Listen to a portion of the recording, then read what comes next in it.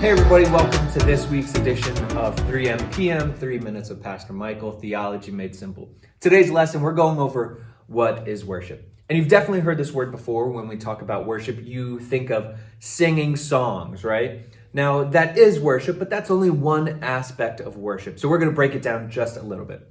Very simply, worship is submitting yourself to God and being affected by Him so internally that you just can't help but to shout to the world who God is and what He's done for you. Now, there's a few ways to do that, and I wanted to reference the internal and external way that we worship. Worship doesn't start until it starts in your heart.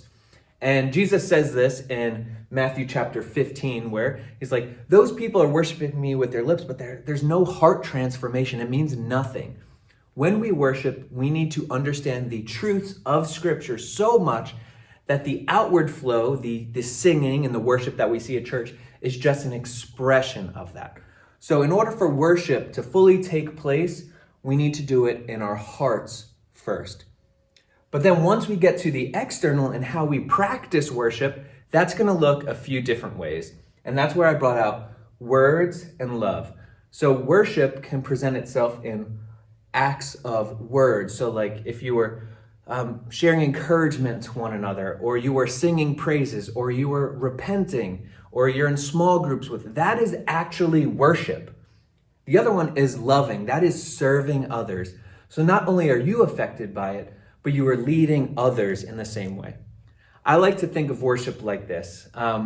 Maybe you are a Cleveland Browns fan. Maybe you are an Alabama Crimson Tides fan. But every fan, when your team gets a touchdown, what you immediately do is you start shouting and you lift your hands up in the air. Now, we lift our hands up for two reasons in life. We do it for celebration and we do it for surrender. So when we talk about worship and lifting our hands, we are doing it in celebration for what God and what Jesus Christ has done on the cross. But then we also do it to surrender to God's will in our life.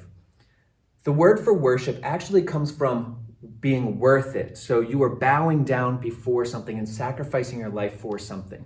So what you worship must be worth it. So worship is not just singing songs. It is actually reading the Bible and having community with one another and sharing life experiences that bring honor to God and show that you've been affected by His word and His truth that has been revealed in Scripture. So hopefully that explains worship a little bit. But until next week, God bless.